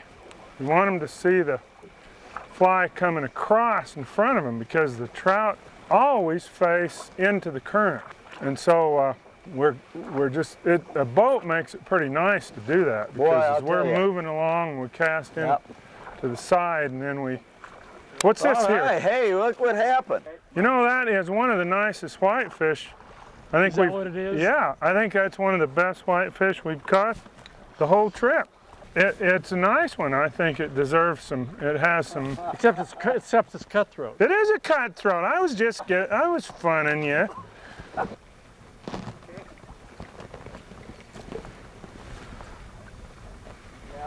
Nice cut. Boy, he is. Well, you know what kind of makes me think about him, John, is I just threw my streamer right over him. So he was going to hit nymphs, right? Is that what you got him on? What? On the old Copper John. The one thing with a streamer that is important is if you're not getting fish, instead of changing flies, you might try changing retrieves. Is one thing to do. Change depths, maybe get the fly down deeper with some split shot or maybe a sinking line. See, I can practice slowing it down. I haven't had any hits on it yet. Nothing yet. You know, I'm not expecting really to have too much yet because of the sun's still bright. Absolutely, especially this time of the year, that last hour before there's no light. When that minute that sun's off that water in October, it gets cool and the browns come out to play on this river. We could change anglers.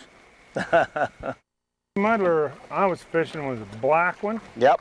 And you know, there's always that theory that on a bright day, bright fly, dark day, dark fly. So you're gonna maybe try something a little lighter colored? Yep. One of the things I think is important, Mike, is that you don't do a lot of false casting with streamers. You bring that sucker up and you shoot it. One thing I do too is bring it all the way back to the boat several times just to see if they're following it and not taking it. A lot of times I'll throw back into the pockets and pull it back out. I can feel against the pull. Now that time I had a fish following it. We're not doing too good. You did have a follow? Yeah, but it was about the size of the fly. I haven't seen any rises in a while. No, not for a while. Oh, there it is, caddis. Well, Mike, in your collection of flies, there's quite a few caddis, and some of them are my favorites. And I know the spent partridge caddis, and you've got the caddis emerger, and of course the easy caddis, which is one I hope that we can fish towards dark because it's easy to see. Yeah. How did you develop all these caddis, and what were you thinking? And I always had fished caddis, but I just never realized how important they were until I met Gary. And so I started being a lot more observant of them. Mm-hmm. And you need different patterns. You really do. Yep. Elk hair caddis just doesn't cut it. When you look at the life cycle of a caddis, they're more of a complete metamorphosis. In other words, an egg, larva, pupa, and adult. And then the adults come out of the water, mate, and come back and lay eggs. And so they're available to the fish not only when they're emerging, but when they're coming back and laying the eggs. Partridge, just the material, that's what I have here, a little partridge caddis. I fished it earlier today. The material is so much like a natural caddis wing. It's mottled, most of them are mottled, and it holds its shape. Even when you put floating on it, it still really stays and keeps that nice tent wing shape. And so that's where the spent partridge caddis came from. And then partridge feathers were incorporated then into a caddis emerger so that it could just fish in the film as the fly's emerging. And then visibility is kind of a problem on a spent caddis. So we put a post wing on the spent partridge caddis. Hence we called it the easy caddis.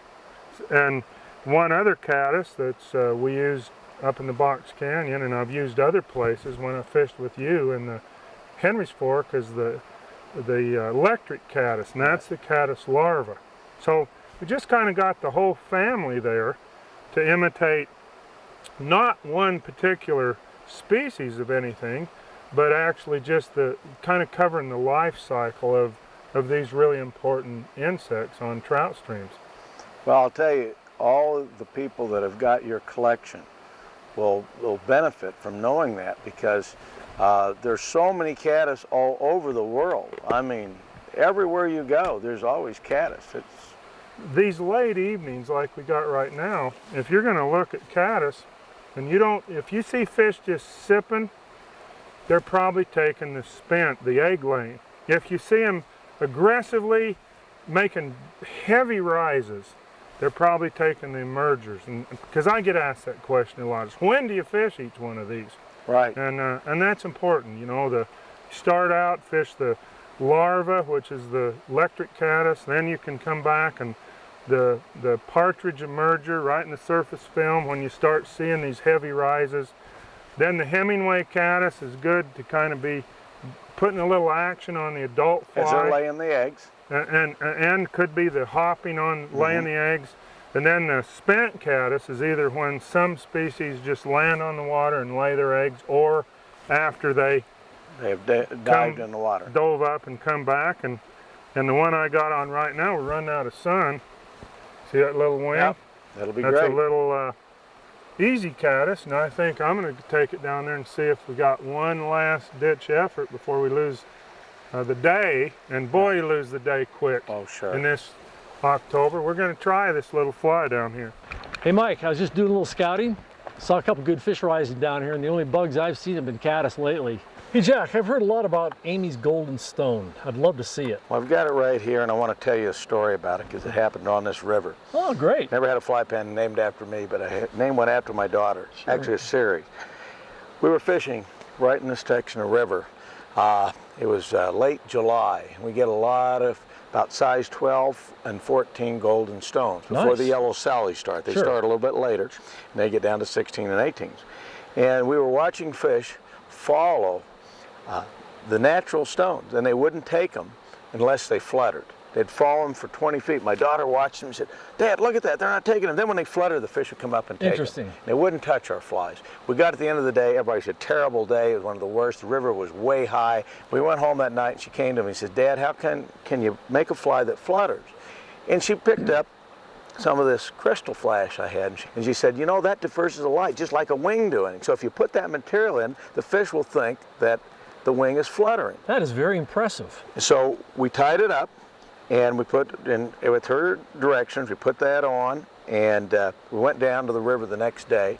It was unbelievable. We had 60 fish that day, and those fish would just, the minute they'd see that fly, boom. So they were really looking for it. And it became one of our most popular flies. Yeah, and then we got done at the best guy at that time on the river came up. He had 8 fish, and she said, "What did you use?" She said, "An Amy Stone." Amy Stone. But it also evolved into another pattern. Umpqua again named this fly like your Copper John. I called it Amy's Caddis, and they said, "No, it's too many Amy." You know, they said it ought to be called a crystal caddis.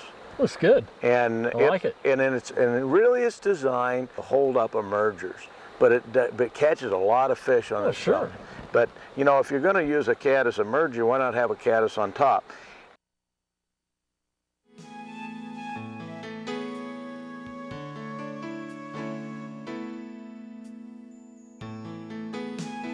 We just had a chance to do the crystal partridge caddis. Now we're going to do the crystal partridge elk. Don't say any of those too fast. That's a real tongue twister. Anyway, let's get started. We're going to do the same kind of a deal. We're going to do a dubbing loop to start off with. And you notice I'm just starting with my finger. Then, of course, I'm going to grab my dubbet tool, which I have lost. Right, I finally got this table looking like my table at home, which is rather a mess. I often worry about fly tires that are neat. Okay, here we go. Gary used to say he had a disdain for neatness in fly tying, and I have to tend to agree with him when it comes to the materials. All right, now I'm putting some dubbing in there, and we're going to use kind of a brownish, reddish brown, and that's kind of up to you. Now I'm going to actually just run this right through the wax, and as you can see, it just kind of picks it up inside the dubbing loop. But we're also going to get some more of our rainbow thread, and it's kicking around here also. Boy, I'm just losing everything today. Okay, here we go. We're cutting off a strand of that. We're going to tie that in also.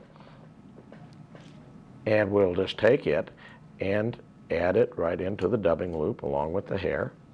And we'll just spin it. And there it goes. Ooh, boy, does that look good. Look at that. Look how that comes up. And it's a little bit thicker up here. I'm going to move some of that, but we're going to have a slight taper to it. And we're going to move it forward.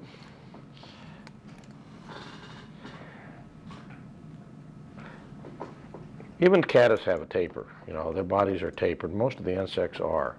Start out thin at the abdomen, then move towards the thorax. Now, if it takes too long, let me just give you a little trick. Take those rotary hackle pliers that we had, and we just tie those on right there, or clamp it on, not tie it on, clamp it on, and you can really roll on doing it.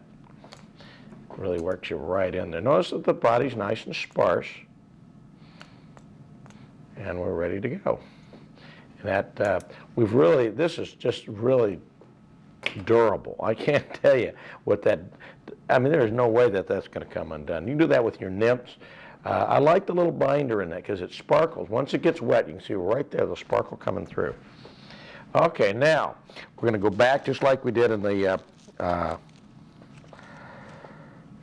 the partridge crystal caddis. Now, where did this name crystal caddis come from? I used to call it an Amy's caddis, but then we had the Amy Stone, Amy's aunt, and there were too many Amy's in there. It got confusing. And Umpqua said, look, the name of this fly is crystal caddis, and that's the name that they gave it. And I like it. I think it's a great name. Even though we're not using crystal flash, we are using what? We are using rainbow thread. Now, what about if you can't find rainbow thread? I'm sure that you're probably thinking, oh man, this guy's giving me a pet task. Well, Dan Bailey is the distributor, and you can always seem to get it from him. But you also can use Flashaboo Accent Mirage. Boy, there's another mouthful. Okay, now what are we doing? building up that post again, more of that side posting, and moving right up the fly. We're moving along right here. I'm getting to the end of our fly tying session, and we have a Thai food restaurant right down the street, and I can smell the food clear to here.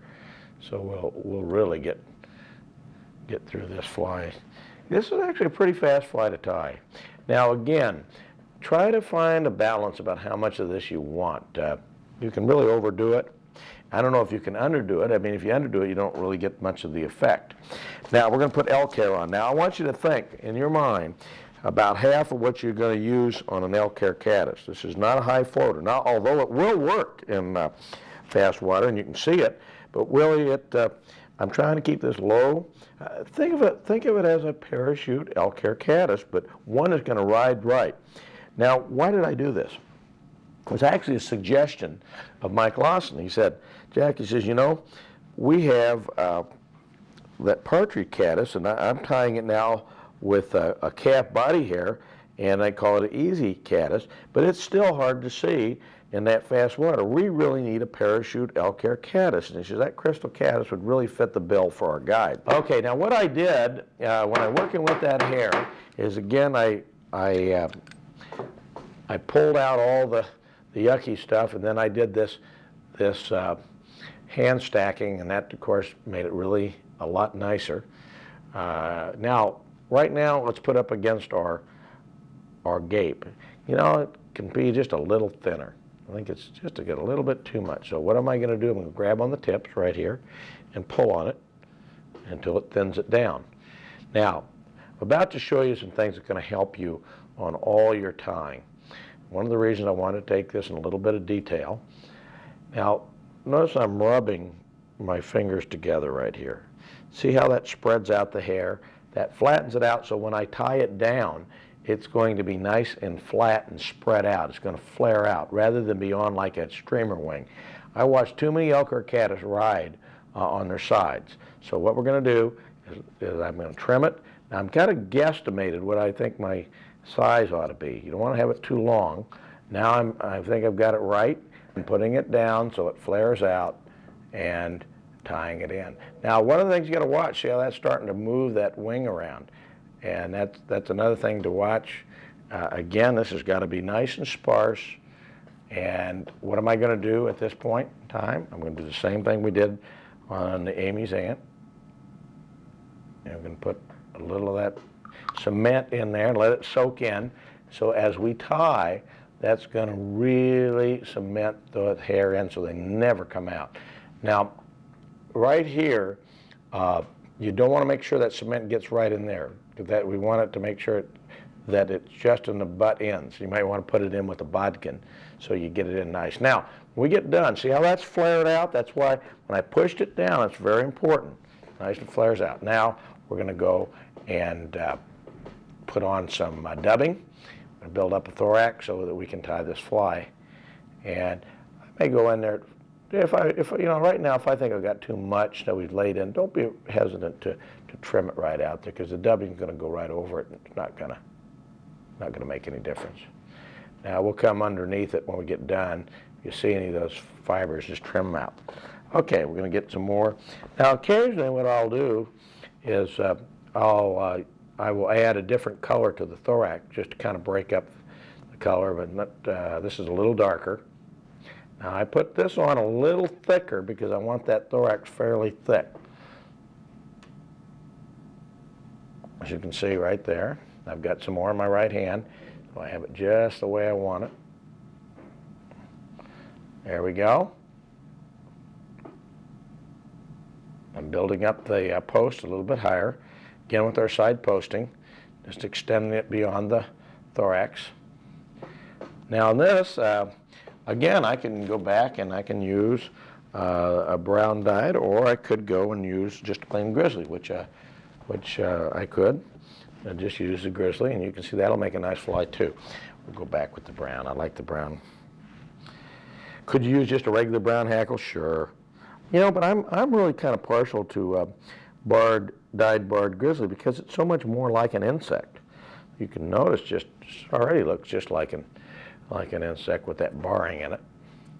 That's why I've always thought that grizzly was so popular, because of its ability to look more like an insect. So many of our insects are that color. Okay, we built that up. Again, now this I think you'll really see how we do the parachutes here. Continually doing parachutes. I'm going to brush a little more cement on, so it's right on that post. It's going to help cement the hackle in.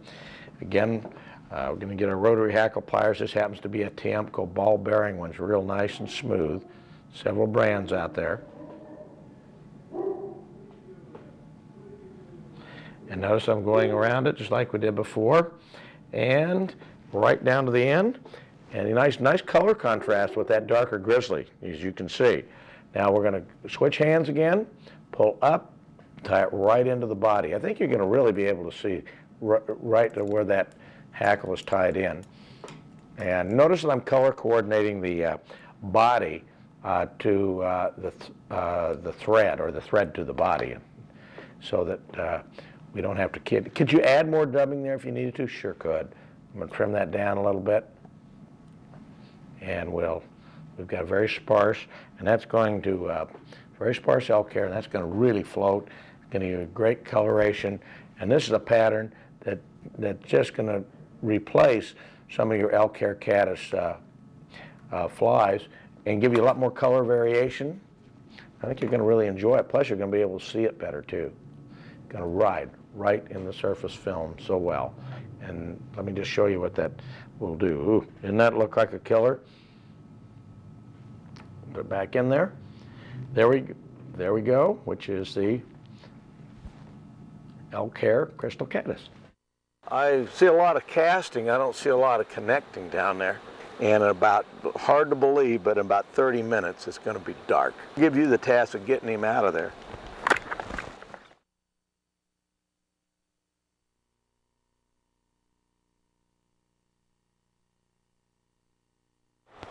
The fly I'm going to show you right now is a rig that I do in the fall. We're right now in the fall where there's a lot of small insects, the betas or blue wing olive.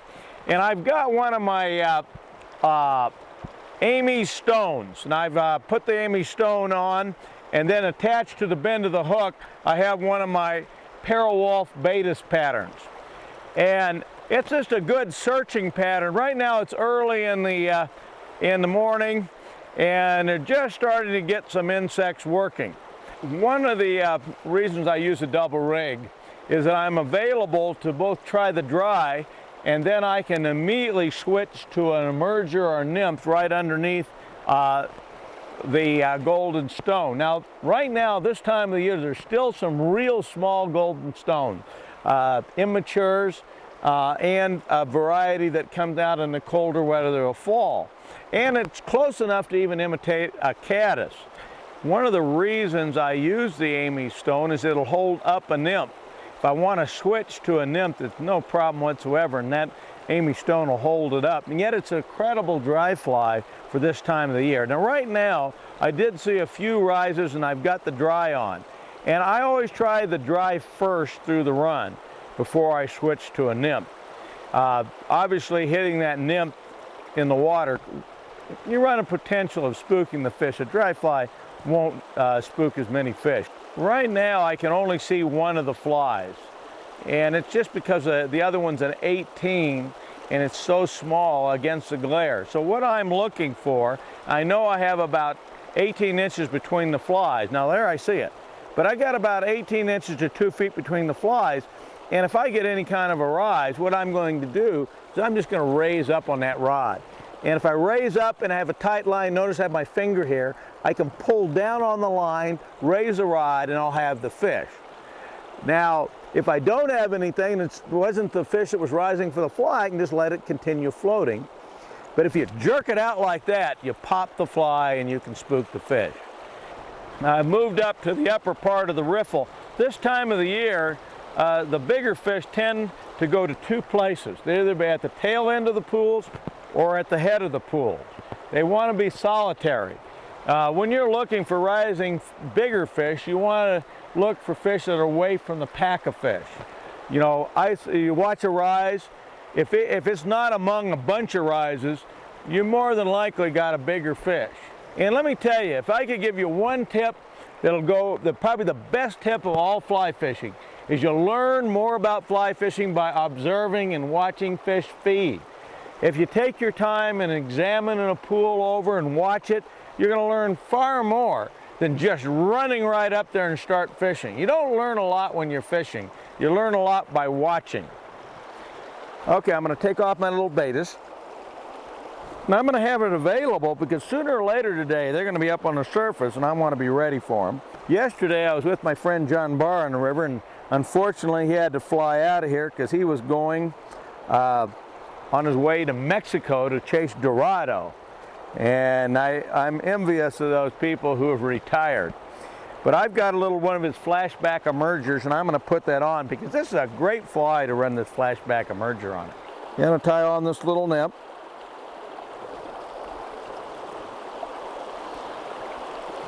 I've got it about 2 feet away, or for some of you fly fishermen, about 30 inches away. We know how your 2 feet go. And what you want to do is make a few casts close to you, so you see what the fly looks like and just kind of see how it's hitting in the water, make sure everything's right before you pick it up and put it in that prime spot. Now I picked that fly up the very first cast, and I can see it just fine. Boy, I had a nice drift down through that. Nary even a whitefish. But I'm going to feel a lot better about walking away from this pool knowing that at least I put both a nymph and dries through here. Ooh. Oh! Oh! I had a good fish, Bruce. Now that's interesting. I just saw his head, and I don't know whether he wanted.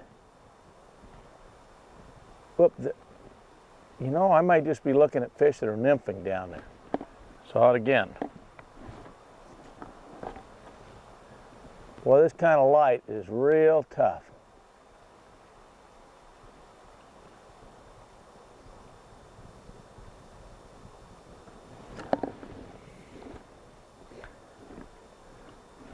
This is the versatility of this double fly system is I could try a different fly on that fish. Now what I got to find out is, did he look at one fly and not the other one? So I'm going to take another few casts. But we definitely had a nice big body come up and take a look.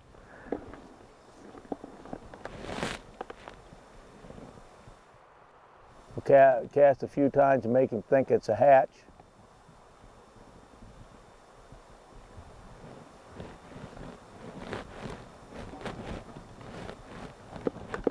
Try a couple, cast just a little wider, more in the current.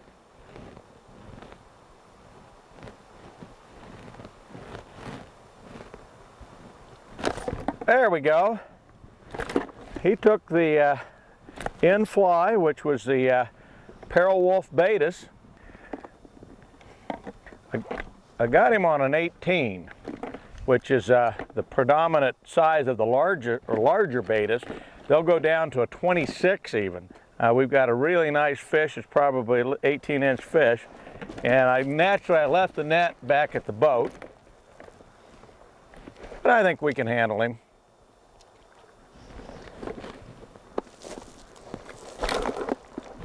He may not be 18, but he's a pretty fish. Again, you can see the golden stone, and I can tell you what happens. This fish actually took a swipe at the golden stone and then came back around and took the Baetis. That's again another advantage of using those two dry flies that we've talked about before. Okay, and a lot of people prefer to land fish without a net, and if you do it, you know, this is not the most ideal spot, but if you just take it easy, usually you can get around underneath them like that. Ah, he's about 17, 18 inches. Really nice. And here's our little Baetis. Now, I'll tell you, this is where that double wing really helps in this kind of light. holding up, and you can see this is such a pretty, there's the cut. This is a Snake River cutthroat. There's West Slope cutthroats and there's Snake River cutthroats. And this is a beautiful species. He'll be about 4 or 5 inches longer next year. They put on a lot of weight. They live about the average of 4 years. They spawn their 2nd year and their 3rd year, and the 4th year they're pretty much done. Great fish. It's our staple here in the West, and there he goes. You had a chance of seeing 2 different flies there.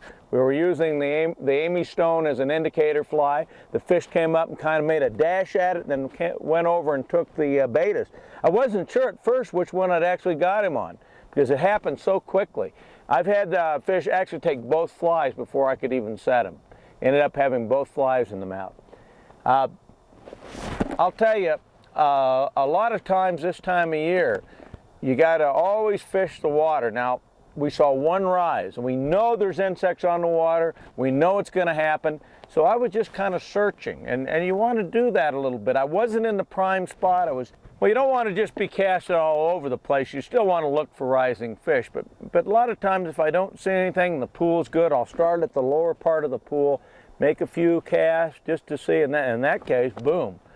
We saw a couple fish come up and look at it, repositioned it, fish took it.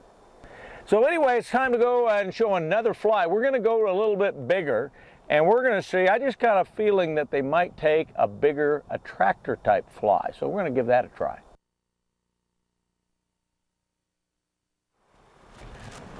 Now what I'm doing is I'm skating these ants and making them move like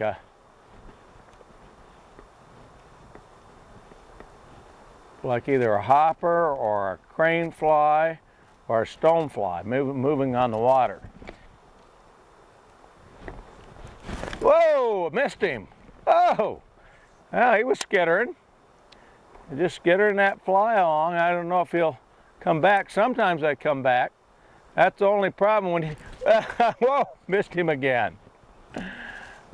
One thing you got to do is check your flies when you use these bigger flies. And that's exactly what happened. It flipped over on itself. It's been a tough afternoon. Everything should have happened, but it didn't happen. They're just sporadic insects. There's some gray drakes, fall gray drakes, about a size 12, and then we have some blue-wing olives.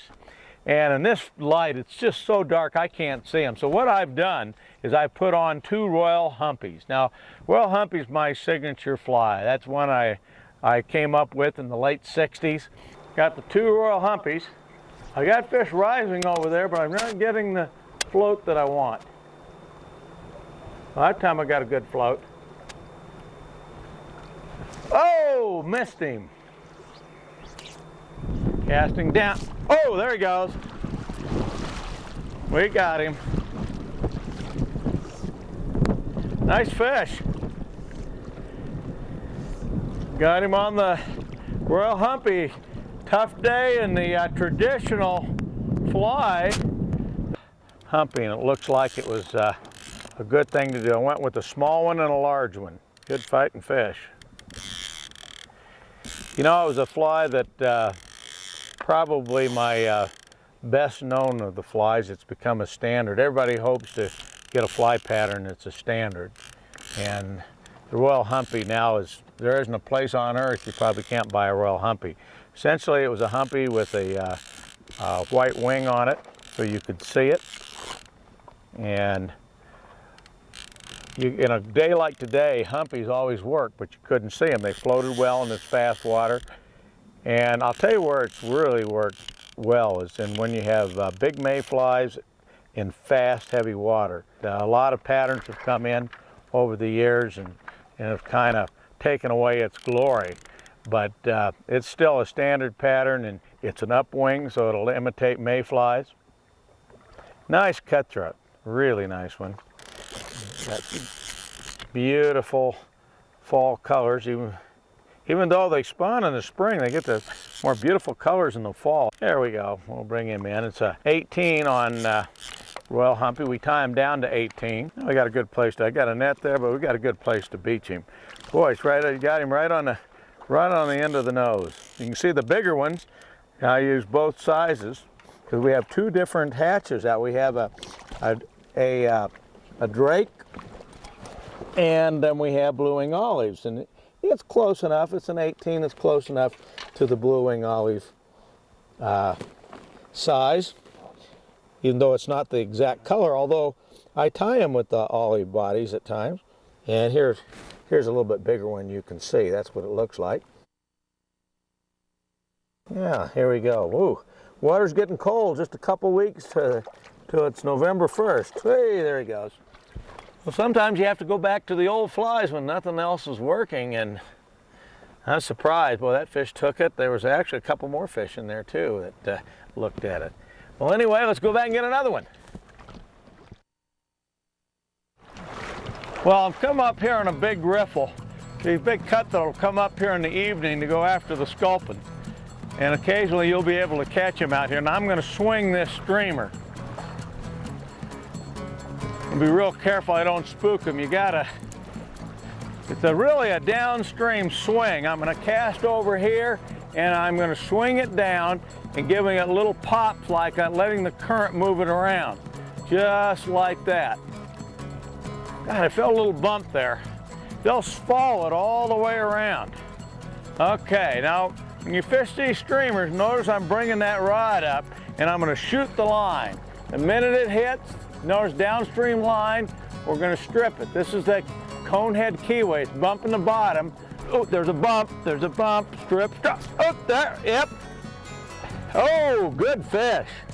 Really good fish. He followed it clear across the river. I could feel him bumping it. He was telegraphing. I didn't know whether he was going to take it or not, but I didn't set on him until he grabbed the line like that, and then I got it tight.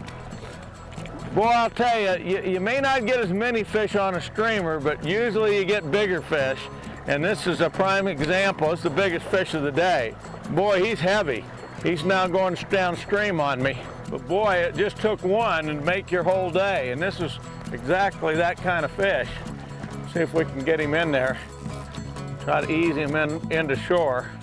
Now that we're getting towards the end of the blue wing olive day, I think streamers are going to be the key.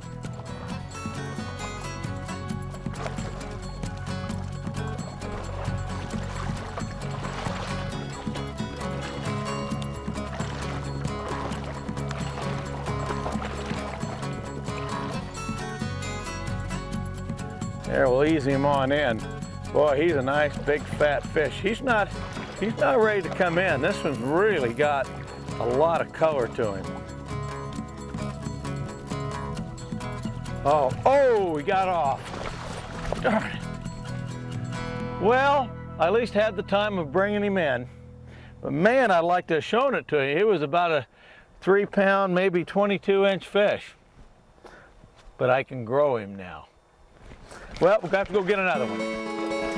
When I fish the fall, in fact, when I fish any time of the year, I always have two rods set up. This is set up for a streamer. And in your assortment, you have two types of streamers, a conehead kiwi with the conehead on it, and then you have a regular kiwi. And one of the conehead kiwis is black, and that's one I'd be using towards the evening on dark days. The contrast of black against a washed out background is always best. That's why we use black fly at night. There's enough light the fish see almost in a washed out white, and that black stands out better. So we've got your three streamers. Now I'm going to kind of give you some ideas on how to fish them. Now I'm going to take the dry rod. We tried that and put it aside. We've got the current coming in right here. Now, more than likely, at this time of the evening, they're going to be tucked in down in this deeper pool. We're going to try to get one out. But I'm going to try all available places. And one of the keys to fishing a streamer is making it swim. And that it's got to swim like the minnow that it's trying to represent. And we do that by several ways. When you cast, you're going to want to have a belly going downstream. You want to pull the fly downstream, and that's what I'm doing. You're going to have the current help you. Now right now I don't have much current here. I'm throwing into a pretty calm area, and I've got to kind of move it. Now we can move it by stripping, like this. We can move it by moving the rod tip and stripping at the same time. A lot of times we may even dead drift it by like casting over in this current here. I can tighten up and let the current drift it. There's a lot of different ways. The colder the weather, the less movement. Later in the year, you're going to find less movement. In the height of the summer, you may find yourself stripping really fast like this. So it's a matter of experimenting with the streamer to find out what works. I'll grab my other rod and we'll get going.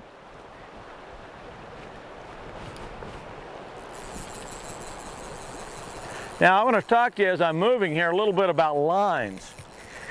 You can get by with a floating line many times for small streams in the summertime, but I find that most of the time either using a sinking line or what we call a ghost tip line, which is an intermediate tip. This is what I have on right now, and a sinking leader. There's a variety of really good sinking leaders that are available. This one happens to be a Climax by Cortland, and they're about 6 foot, and they replace split shot, so you don't wreck your rod.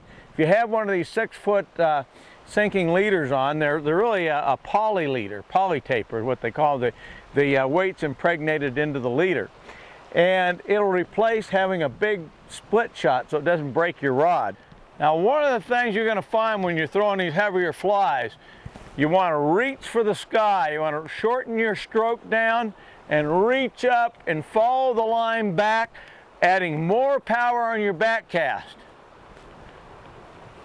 As you come forward, you pull down on the rod, flattening the rod out and rolling over the heavy fly. And notice that really important that you pull down on the line and you can shoot the line. Just a little bit of a pull will shoot that line. The times to do it are in the morning and the evening when fish are chasing minnows. That's when you're going to have your best luck. One of the problems I find is people want a lot of action.